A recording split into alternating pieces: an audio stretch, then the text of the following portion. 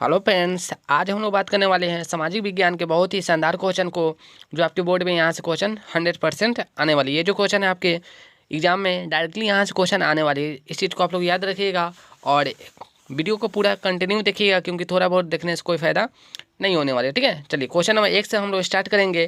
ठीक है, पहला क्वेश्चन है कि हिंद चीन में बसने वाले फ्रांसीसी को क्या कहा जाता था। तो हिंद चीन में जो बसता था उसको फ्रांसीसी कहा जाता था, सॉरी कोलोन कहा जाता था। इस चीज़ को याद रखिएगा, हिंद चीन में बसने वाले फ्रांसीसी को क्या कहते हैं, कोलोन कहते हैं। चलिए अगला क्वेश्चन है, क्वेश्चन नंबर 2 बोल रहा है कि रॉलेट एक्ट कब पारित हुआ था। तो रॉलेट एक्ट जो पारित हुआ था, जिसको हम लोग काला कानून भी कहते हैं, ये जो पारित हुआ था आपका 1919 में हुआ था। इस चीज़ को आप लोग याद रखिएगा, 1919 में ये जो है रॉलेट एक्ट पारित हुआ था। और 1919 में ही क्या हुआ था आपका, 1919 में ही हुआ था आपका जलियांवाला बाग हत्याकांड, जो 13 अप्रैल को घटा था। 1920 में क्या हुआ था, तो असहयोग आंदोलन स्टार्ट हुआ था 1 अगस्त के दिन। और 1922 में क्या हुआ था, तो 1922 में हुआ था आपका चौरा चौरी कांड हुआ था 5 फरवरी के दिन में, ठीक ना। और इसी दिन जो है 12 फरवरी के 1922 में जाकर के इस असहयोग आंदोलन का कर दिया गया था, स्थगित कर दिया गया था। 1930 में क्या हुआ था, तो 1930 में जो है आपका सविनय अवज्ञा आंदोलन शुरू हुआ था। ठीक है, इस चीज़ को याद रखें, 1930 में ही दांडी यात्रा भी शुरू हुआ था। चलिए क्वेश्चन नंबर 3 की ओर हम लोग चलेंगे। उसके पहले आप लोगों को एक बात बता देते हैं, अगर हमारे चैनल पर आप पहली मरते विजिट किए हैं तो हमारे चैनल को सब्सक्राइब करें, बेल आइकन को प्रेस करें, ताकि इस प्रकार की वीडियो आपको मिलती रहेगी। ठीक है ना, ये जो क्वेश्चन है आपके बोर्ड में 100% आने वाली, विश्वास रखिएगा। ठीक है, चलिए आगे देखते हैं। क्वेश्चन नंबर 3 बोल रहा है कि जलियांवाला बाग हत्याकांड के विरोध में किसने अपनी नाइटहुड की उपाधि त्याग दी थी। तो ये कौन से व्यक्ति थे जिन्होंने जलियांवाला बाग हत्याकांड के बाद में नाइटहुड की उपाधि त्याग दिए थे। तो ये व्यक्ति का नाम था रविन्द्रनाथ टैगोर। और बात आती है, एक क्वेश्चन बता देते हैं कि जो क्वेश्चन है आपका बोर्ड पूछे या नहीं पूछे, लेकिन नॉलेज के लिए बता देते हैं कि रविन्द्रनाथ टैगोर को नाइटहुड की उपाधि किसने दिया, तो अंग्रेजों ने दिया। कब दिया, तो 1915 में, 1915 में। और 1919 में क्या होगी, आपका जलियांवाला बाग हत्याकांड होगा। इसमें ये क्या करेंगे, इस नाइटहुड की उपाधि को क्या करेंगे, त्याग देंगे। ठीक है, इस चीज़ को याद रखिए। चलिए क्वेश्चन नंबर 4 को और हम लोग देखेंगे। क्वेश्चन नंबर 4 बोल रहा है कि जर्मनी के एकीकरण में किसकी भूमिका महत्वपूर्ण थी। तो जर्मनी के एकीकरण में बिस्मार्क की भूमिका जो है महत्वपूर्ण थी। गैरीबाल्टी, काउंट काबूर और मेजनी की भूमिका किसमें रही है, तो इटली के एकीकरण में। ठीक है, चलिए क्वेश्चन नंबर 5 की तरफ हम लोग देखेंगे। क्वेश्चन नंबर 5 बोल रहा है कि आर्य समाज की स्थापना किसने किया था। तो आर्य समाज की स्थापना जो किए थे स्वामी विवेकानंद ने किए थे। ठीक है, तो दयानंद सरस्वती किए थे। ठीक है, इस चीज़ को याद रखिएगा। और किसने बोला था कि वेदों की ओर लौटो, तो ये स्वामी दयानंद सरस्वती ही थे जिन्होंने बोले थे वेदों की ओर लौटो। ठीक है, राजा राम मोहन राय के किस चीज़ की स्थापना किए थे, तो इन्होंने ब्राह्मण समाज की स्थापना किए थे। चलिए क्वेश्चन नंबर 6 की तरफ हम लोग देखेंगे। क्वेश्चन नंबर 6 बोल रहा है कि पूर्ण स्वराज की मांग का प्रस्ताव कांग्रेस के किस वार्षिक अधिवेशन में पारित किया गया था। तो पूर्ण स्वराज की जो मांग हुआ था ना, वो आपका लाहौर का अधिवेशन 1929 में हुआ था। 31 दिसंबर का दिन था। ठीक है, 31 दिसंबर 1929 लाहौर में अधिवेशन हुआ था, रावी नदी के तट पे। ठीक है, चलिए अगला क्वेश्चन देखते हैं। क्वेश्चन नंबर 7 बोल रहा है कि भारत में सूती वस्त्र की प्रथम मिल खोली गई थी। तो प्रथम मिल की बात अगर आती है तो आपका हो जाना चाहिए कलकत्ता। लेकिन कलकत्ता में जो हुआ था ना 1818 में हुआ था। ये मिल स्थापित तो हुआ था बट चला नहीं था।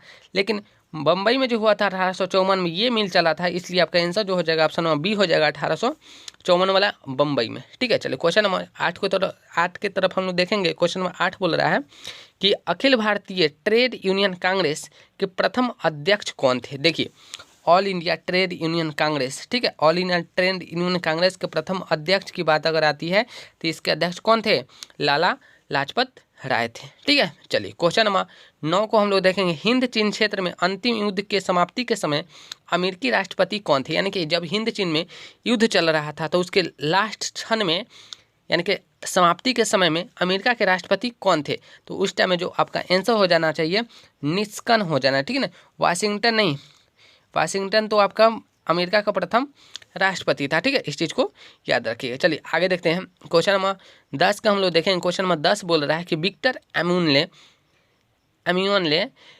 किसे प्रधानमंत्री नियुक्त किया था। तो विक्टर एम्यून जो था ना, वो काउंट काबूर को प्रधानमंत्री के पद पर नियुक्त किए थे। ये भी क्वेश्चन आता है, काउंट काबूर को विक्टर एम्यून किस पद पे नियुक्त किया, तो प्रधानमंत्री के पद पे नियुक्त किए थे। चलिए क्वेश्चन नंबर 11, बहुत ही शानदार क्वेश्चन, ये क्वेश्चन न जाने कितने मरते हैं हमारे बिहार बोर्ड के द्वारा पूछा गया है। तो क्वेश्चन नंबर 11 बोल रहा है कि रक्त और लौह की नीति का अवलंबन किसने किया था। तो रक्त और लौह की जो नीति का अवलंबन किया था वो बिस्मार्क था। ठीक है, ऑप्शन नंबर डी हो जाएगा राइट। ठीक है ना, गलत टिक लगा हुआ है। ठीक है ना, ऑप्शन नंबर डी हो जाएगा बिस्मार्क। ठीक है, इस चीज़ को याद रखिएगा। अगर बात किया जाए कि भारत में रक्त और लौह की नीति किसने अपनाया, तो सरदार वल्लभ भाई पटेल। चलिए क्वेश्चन नंबर 12 की तरफ हम देखेंगे। क्वेश्चन नंबर 12 बोल रहा है कि नई आर्थिक नीति डैश डैश कब लागू हुई, यानी कि 1900, ये जो बोल रहा है कि नई आर्थिक नीति कब लागू हुआ था, तो 1921 में लागू हुआ था। ठीक है, चलिए क्वेश्चन नंबर 13 को हम लोग देखेंगे। इंडियन स्टैट्यूटरी कमीशन का अन्य नाम क्या था, साइमन कमीशन नाम था। साइमन कमीशन में कुल कितने सदस्य थे, 7 थे। सातों के सातों क्या थे, अंग्रेज थे, यानी कि गोरे लोग थे।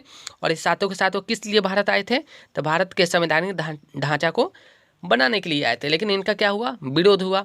लाला लाजपत राय इनका जबरदस्त विरोध किए और बोले साइमन गो बैक, साइमन वापस जाओ। और इसी साइमन वापस जाओ के नारे के साथ में उन्होंने इसका विरोध किया। और इसी समय में ना एक व्यक्ति था अंग्रेज का पुलिस अधिकारी सांडर, उन्होंने डंडा से पीट करके लाला लाजपत राय की हत्या कर दी थी। ठीक है, इस चीज़ को याद रखिएगा। ठीक है, ये भारत कब पहुंचा था साइमन कमीशन, तो 3 फरवरी 1928 याद रखिएगा। 3 फरवरी जो है 1928 में ये भारत में पहुंचा था। लेकिन इसका विरोध ज़बरदस्त हुआ, लाहौर में सबसे ज़्यादा विरोध हुआ था इसका। और साइमन कमीशन की नियुक्ति यानी कि बना कब था, तो 1927 में। चलिए यहाँ से इतना क्वेश्चन आपको बहुत ही हेल्पफुल होने वाले। चलिए क्वेश्चन नंबर 14 की तरफ हम देखेंगे। क्वेश्चन नंबर 14 बोल रहा है कि महात्मा गांधी ने किस समाचार पत्र की संपादन किया था। तो महात्मा गांधी किस पत्र की, तो यंग इंडिया। ठीक है, यंग इंडिया का इन्होंने संपादन किए थे। ठीक है, चलिए क्वेश्चन नंबर 15 को हम लोग देखेंगे। गुटेनबर्ग ने सर्वप्रथम किस पुस्तक की छपाई की थी, तो बाइबिल।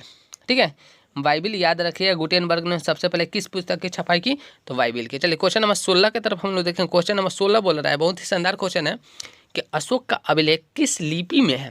तो अशोक का जो अभिलेख है ना वो आपका ब्राह्मी लिपि में है। ठीक है, इसलिए ऑप्शन नंबर ए आपका राइट आंसर हो जाए। क्वेश्चन नंबर 17 बोल रहा है कि बंगाल विभाजन कब वापस लिया गया था। तो ये वापस लिया गया था 1911 में। 1905 में क्या हुआ था, तो 1905 में आपका बंगाल विभाजन शुरू हुआ था और 1911 में वापस ले लिया गया था ना हार्डिंग के कार्यकाल में। चलिए, बंगाल विभाजन जो हुआ था उस समय भारत के वायसराय कौन था, तो कर्जन था। ठीक है, 1907 में क्या हुआ था, तो सूरत अधिवेशन हुआ था। सूरत अधिवेशन में जो है ना आपका जो कांग्रेस था ना 2 भाग में टूट गया था। एक का नाम पड़ा गरम दल और दूसरे का नाम पड़ा नरम दल। ठीक है ना, गरम दल की अगर नेता की बात आती है तो लाल बाल पाल और अरविंदो घोष। ठीक ना, लाल से लाला लाजपत राय, बाल से बाल गंगाधर तिलक और पाल से आपका बन जाएगा, पास से क्या बनेगा आपको आंसर कमेंट बॉक्स में डाल देना। ठीक ना, हमारे माइंड में अभी नहीं आ रही है। ठीक ना, निकल गया वो।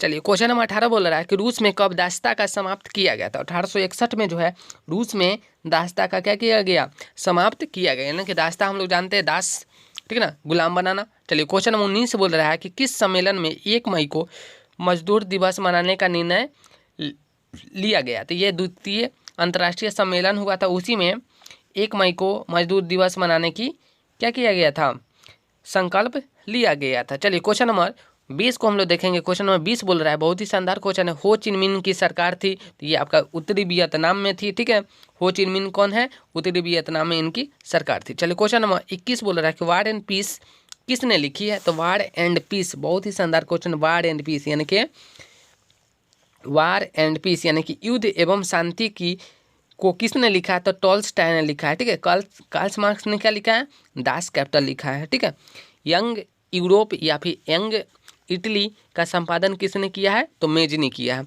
गांधी जी ने क्या किया थे, यंग इंडिया का संपादन किए। चलिए क्वेश्चन नंबर 22 को हम लोग देखेंगे। क्वेश्चन नंबर 22 बोल रहा है, बहुत ही शानदार क्वेश्चन है। इसमें बोल रहा है सोवियत संघ का विघटन कब हुआ था। देखिए सोवियत संघ का जो विघटन हुआ था ना 1991 में हुआ था। चलिए ठीक है, सोवियत संघ का विघटन क्यों हुआ था, देखिए 1945 से लेकर के 1991 तक ना शीत युद्ध चला था। कौन सा युद्ध, शीत युद्ध। किसके बीच में चला, तो चला था एक रूस के बीच में और अमेरिका के बीच में। ठीक ना, इतने सालों तक 46 साल तक लगभग युद्ध चला था। ये दोनों कभी भी आपस में नहीं लड़े थे। ठीक ना, और 1991 में जाते जाते रूस जो था ना सोवियत संघ, वो 15 देशों में जाकर के टूट जाती है, ना विघटित हो जाती है। चलिए क्वेश्चन नंबर 23 की तरफ हम लोग देखेंगे। क्वेश्चन नंबर 23 बोल रहा है कि पटना को अजीमाबाद का नाम किसने दिया।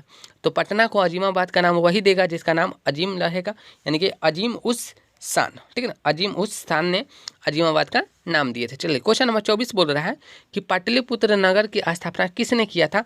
तो पाटलिपुत्र का जो स्थापना किए थे ना वो उदयन ने किए थे, ठीक है ना, उदयन व्यक्ति था, उन्होंने पाटलिपुत्र की क्या किए थे, पाटलिपुत्र की स्थापना किए थे। इसलिए ऑप्शन में है ही नहीं, तो इसलिए ऑप्शन नंबर डी हो जाएगा, इनमें से कोई नहीं। चलिए क्वेश्चन नंबर 25 बोल रहा है कि भारत में राष्ट्रीय आय की गणना किस संस्था द्वारा की जाती है। तो केंद्रीय सांख्यिकी संगठन के द्वारा जो है इसकी गणना की जाती है। केंद्रीय सांख्यिकी संगठन के द्वारा जो है भारतीय राष्ट्रीय आय की गणना की जाती है। क्वेश्चन नंबर 26 बोल रहा है कि योजना आयोग का गठन कब हुआ था। तो योजना आयोग का जो गठन हुआ था ना 15 मार्च 1950 में हुआ था, ठीक है, 15 मार्च 1950। लेकिन इसी चीज़ को बंद कर दिया गया और इसके जगह पर नीति आयोग आ गया। क्या आया, नीति आयोग, जो कब आया 1 जनवरी 2015 में आया। किसने लाया, मोदी जी लाए, ठीक है, मोदी जी लाए। और इन सारे का अध्यक्ष कौन बनता है, तो प्रधानमंत्री। वर्तमान में जो भी प्रधानमंत्री रहेंगे ना वो नीति आयोग बोले या फिर योजना आयोग, यानी कि योजना आयोग का क्वेश्चन आता है कि योजना आयोग के अध्यक्ष कौन होता है, तो प्रधानमंत्री होते हैं। अब उसी के जगह पे अब आ गया है नीति आयोग, तो उसका अध्यक्ष कौन बनेंगे, तो आपका प्रधानमंत्री, जो भी वर्तमान में प्रधानमंत्री रहेंगे वो। चलिए क्वेश्चन नंबर 27 बोल रहा है कि उत्पादन के साधनों पर निजी व्यापारियों का स्वामित्व होता है। तो ये पूंजीवादी अर्थव्यवस्था में होता है। चलिए क्वेश्चन नंबर 28 की तरफ हम लोग देखेंगे। क्वेश्चन नंबर 28 बोल रहा है गैस और बिजली उत्पादन क्षेत्र के किस अंग में है, यानी कि किस क्षेत्र का ये अंग है। तो ये गैस और बिजली जो है ना आपका वो किस क्षेत्र में आएगी, तो गैस और बिजली आपका द्वितीय क्षेत्र में आएगी, ठीक है, द्वितीय क्षेत्र में, ना कि प्रथम क्षेत्र में आएगा, ठीक है, दूसरा क्षेत्र में आइए, क्योंकि किसी भी चीज़ का उत्पादन जब होता है तो उसको किस में रखते हैं, दूसरा क्षेत्र में, ठीक है ना। तीसरा क्षेत्र में क्या रखते हैं हम लोग, तो तीसरा क्षेत्र में हम लोग रखते हैं सेवा क्षेत्र को। प्राथमिक क्षेत्र में किसको रखते हैं, तो कृषि को रखते हैं। तो क्या ये कृषि से रिलेटेड नहीं है, तो ऑप्शन नंबर बी आपका राइट आंसर हो जाएगा। क्वेश्चन नंबर हम लोग देखेंगे 29 बोल रहा है कि बांग्लादेश की मुद्रा को क्या कहते हैं। तो बांग्लादेश की मुद्रा को हम लोग क्या कहते हैं, टका कहते हैं, ठीक है। चलिए क्वेश्चन नंबर 30 बोल रहा है कि प्रोफेसर मो यूनिस का संबंध किस देश से है। तो एक व्यक्ति था जिसका संबंध किस देश से है, तो बांग्लादेश से है। चलिए क्वेश्चन नंबर 31 की तरफ हम लोग देखेंगे। क्वेश्चन नंबर 31 बोल रहा है कि प्राथमिक कृषि साख समिति कृषकों को किस प्रकार का ऋण प्रदान करती है। तो ये जो है अल्पकालीन, यानी कि कम समय के लिए जो है क्या करती है, लोन देती है। चलिए आगे देखते हैं। क्वेश्चन नंबर 32 बोल रहा है कि जवाहर रोजगार योजना किस वर्ष प्रारंभ हुआ था। तो ये हुआ था आपका 1989 में, ठीक है, 1989 में जो है जवाहर रोजगार योजना प्रारंभ किया गया था। चलिए क्वेश्चन नंबर 33 है, मनरेगा में एक वर्ष में कितने दिनों का रोजगार देने की गारंटी दी जाती है, ठीक ना। तो ये जो है आपका 100 दिन के लिए जो है रोजगार देने की गारंटी पूरी ली जाती है। किस में, मनरेगा में, ठीक है ना। वैसे ही पता है सबको कि मनरेगा में जो है रोजगार मिलती है कितने दिनों के लिए, 100 दिन के लिए, आपको कहीं नहीं जाना पड़ेगा। क्वेश्चन है 34 नंबर, उपभोक्ता संरक्षण के लिए कितने राज्य आयोग हैं। तो कितने राज्य आयोग हैं, तो 582 आपके राज्य आयोग हैं। चलिए क्वेश्चन नंबर 35 बोल रहा है कि प्रोपीसी महाल नोबिस की अध्यक्षता किस समिति का गठन किया गया। तो इसका राइट आंसर हो जाएगा राष्ट्रीय आय समिति। चलिए क्वेश्चन नंबर 36 के तरफ हम लोग देखेंगे। उपभोग व्यय बचत का योगफल को क्या कहते हैं, तो आय कहते हैं, यानी कि उपभोग व्यय और बचत को जब जोड़ देते हैं तो हम लोग को क्या पता चलता है, अपना आय, यानी कि इनकम पता चलता है। क्वेश्चन नंबर 37 देखेंगे। क्वेश्चन नंबर 37 बोल रहा है कि निम्न में से कौन आर्थिक क्रिया का चक्रीय प्रभाव है। तो ये आपका व्यय है, क्या है आपका व्यय है। चलिए क्वेश्चन नंबर 37 की तरफ हम लोग देखेंगे। क्वेश्चन नंबर 37 बोल रहा है कि निम्न में से कौन आर्थिक क्रिया का चक्रीय प्रभाव है। चलिए क्वेश्चन में ये हम लोग कर चुके हैं। क्वेश्चन नंबर 38 देखेंगे। क्वेश्चन नंबर 38 बोल रहा है कि भारत में सर्वप्रथम राष्ट्रीय आय के अनुमान कब लगाया गया था। तो सर्वप्रथम जो है 1868 में लगाया गया। किसने लगाया, तो दादा भाई नौरोजी जी ने लगाया था। चलिए क्वेश्चन नंबर 39 बोल रहा है कि निम्न में से कौन सहकारिता का मूलभूत तत्व नहीं है। सहकारिता का जो है मूलभूत तत्व कौन नहीं है, तो अनिवार्य सदस्यता, जनतंत्रात्मक आधार, ठीक ना। और सी नंबर है आपका नैतिक तथा सामाजिक तत्व, और चौथा जो है आपका ऐच्छिक सदस्यता। तो इसका राइट आंसर हो जाएगा ऑप्शन नंबर सी, नैतिक तथा सामाजिक तत्व। चलिए क्वेश्चन नंबर 40 को देखेंगे हम लोग। क्वेश्चन नंबर 40 बोल रहा है इनमें से कौन गैर आर्थिक संरचना है। तो गैर आर्थिक संरचना कौन है, तो आपका जो है वित्त आपकी आर्थिक संरचना है, ऊर्जा आपकी आर्थिक संरचना है, और आपका संचार जो है अब वो भी आपका आर्थिक संरचना है। बट यहाँ पे जो है स्वास्थ्य आपका क्या है, गैर आर्थिक संरचना है। चलिए क्वेश्चन में 41 बोल रहा है कि संविधान का 74वां संविधान संशोधन जो हुआ था वो किससे संबंधित है। तो जो 74वां संविधान संशोधन हुआ था ना वो आपका नगरीय शासन से, यानी नगर निगम से ये संबंध रखते हैं। पंचायत समिति से कौन है, तो 73वां से, ठीक ना। ये कब हुआ था, तो आपका 1942 में हुआ था। चलिए क्वेश्चन नंबर 42 की तरफ हम लोग देखेंगे। क्वेश्चन नंबर 42 बोल रहा है कि बिहार में एक नगर में अधिकतम कितने सीट यानी कितने वार्ड हो सकते हैं। तो बिहार में एक नगर में बोला है तो कितने हो सकते हैं, तो 75 वार्ड हो सकते हैं एक नगर में। चलिए क्वेश्चन नंबर 43 बोल रहा है कि चिपको आंदोलन संबंधित है। तो ये जो है आपका सुंदरलाल बहुगुण से संबंधित है, ठीक है, अमृता देवी से नहीं, सुंदरलाल बहुगुण से है, ठीक है, सुंदरलाल बहुगुण। चलिए क्वेश्चन नंबर 44 को हम लोग देखेंगे। क्वेश्चन नंबर 44 बोल रहा है कि नेपाल में सप्तदलीय गठबंधन क्यों किया गया था। तो लोकतंत्र की स्थापना हेतु के लिए नेपाल में जो है सप्तदलीय गठबंधन किया गया था। चलिए यानी कि बहुत सारे दल जो है आपस में मिलकर के गठबंधन का सरकार बनाए थे। क्यों बनाए थे, लोकतंत्र की स्थापना के लिए। चलिए क्वेश्चन नंबर 45 को हम लोग देखेंगे। बहुजन समाज पार्टी की स्थापना किसने किए थे, तो काशीराम इन्होंने बहुजन समाज पार्टी की स्थापना किए थे, ठीक है। चलिए क्वेश्चन नंबर 46 बोल रहा है कि दल बदल कानून लागू होता है तो विधायकों एवं सांसद के विधायकों पे, ठीक ना, सांसदों के एवं विधायकों पे लागू होता है, इनमें से सभी नहीं होगा, ठीक है ना। ये जो इसका राइट आंसर हो जाएगा ऑप्शन नंबर ए, संसद के विधायकों पे लागू होता है। चलिए क्वेश्चन नंबर 47 को देखेंगे। क्वेश्चन नंबर 47 बोल रहा है कि झारखंड बिहार से कब पृथक हुआ था। तो झारखंड जो है बिहार से पृथक हुआ था 15 नवंबर 2000 को, 15 नवंबर 2000 को। बिहार जो है बंगाल से कब अलग हुआ था, तो 1912 को, 22 मार्च को। उड़ीसा से कब अलग हुआ, तो 1936 में। चलिए क्वेश्चन नंबर हम लोग देखेंगे 48। इनमें से कौन संघीय प्रणाली की विशेषता नहीं है। तो संघीय जो प्रणाली होती है ना उसमें जो है एकहरी शासन व्यवस्था नहीं होता है। लिखित संविधान होती है, शक्तियों का विभाजन होता है, सर्वोच्च न्यायपालिका होती है, लेकिन एकहरी शासन व्यवस्था नहीं। जैसे कि हमारा भारत को देख लिया जाए तो भारत में जो है संघीय शासन व्यवस्था है, तो यहाँ पे जो है दोहरी शासन व्यवस्था है, ठीक ना, राज्य का अलग और केंद्र का अलग। चलिए क्वेश्चन नंबर 49 को हम लोग देखेंगे। क्वेश्चन नंबर 49 बोल रहा है कि लोकसभा में चुने हुए सदस्यों की संख्या कितनी है। तो देखिए पहले तो था 545, लेकिन अभी कितना है, 543, क्योंकि जो दो व्यक्ति जो मनोनीत होती थी ना राष्ट्रपति के द्वारा, उनको अब क्या कर दिया गया, हटा दिया गया। यानी कि जो मनोनीत होती थी ना अपना मन से किसी व्यक्ति को नियुक्त कर देते थे ना लोकसभा में, किसी व्यक्ति को नहीं, आंग्ल भारतीयों की, यानी कि जिनके पिता जो है इंग्लैंड का हो और उनकी मम्मी भारत की होगी, उसके जो संतान होते हैं ना, बेटा या फिर बेटी, उनको क्या करते थे ना राष्ट्रपति, उसको लोकसभा में दो व्यक्ति को मनोनीत अपने मन से करते थे। चलिए क्वेश्चन नंबर हम लोग 50 की तरफ देखेंगे। क्वेश्चन नंबर 50 बोल रहा है कि पूर्व में बांग्लादेश जाना जाता था। तो पूर्व में जो है बांग्लादेश पूर्वी पाकिस्तान के नाम से जाना जाता था। पूर्वी पाकिस्तान का जो है स्वतंत्रता कब मिली, तो 1971 में मिली, ठीक ना। किसने दिलाया, तो भारत ने दिलाया, ठीक ना। पाकिस्तान को मार करके उसके घर पे भेज दिया था।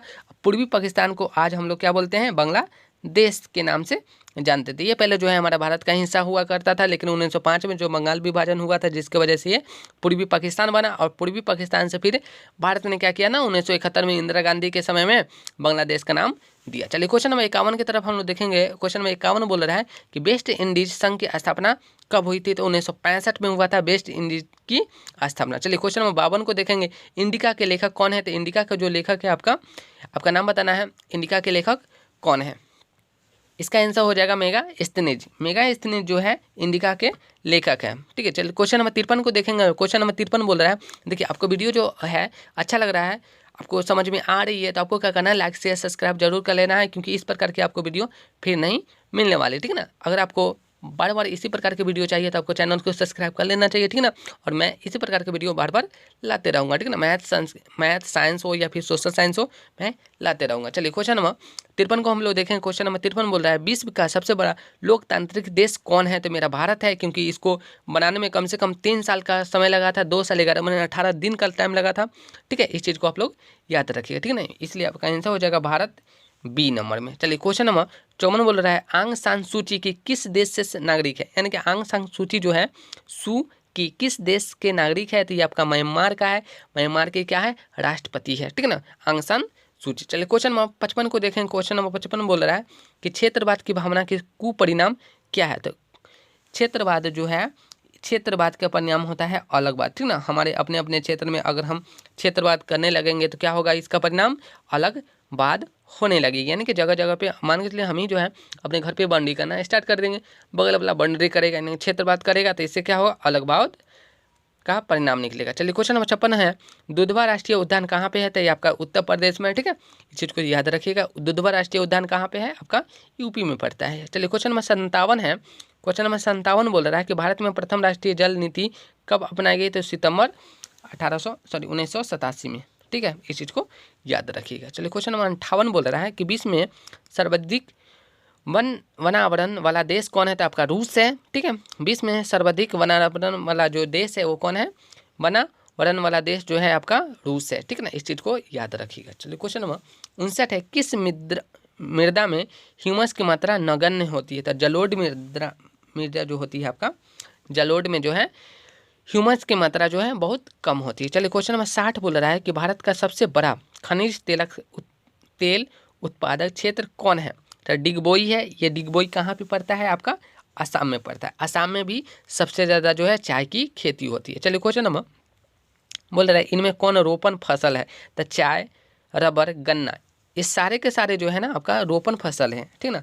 कि आपका चाय भी है, गन्ना भी, रबर भी है, गन्ना भी, इसलिए आपका आंसर हो जाए ऑप्शन नंबर डी, इनमें से सभी। चलिए क्वेश्चन नंबर 62 हम लोग देखें। क्वेश्चन नंबर 62 बोल रहा है कि जीवन रेखा रेल कब चलाई गई थी? तो 1991 में जो है जीवन रेखा रेल चलाई गई थी। चलिए क्वेश्चन नंबर 63 को हम लोग देखें। कांवर झील कहाँ है? तो कांवर झील कहाँ पे है? बिहार में है। बिहार में कहाँ है?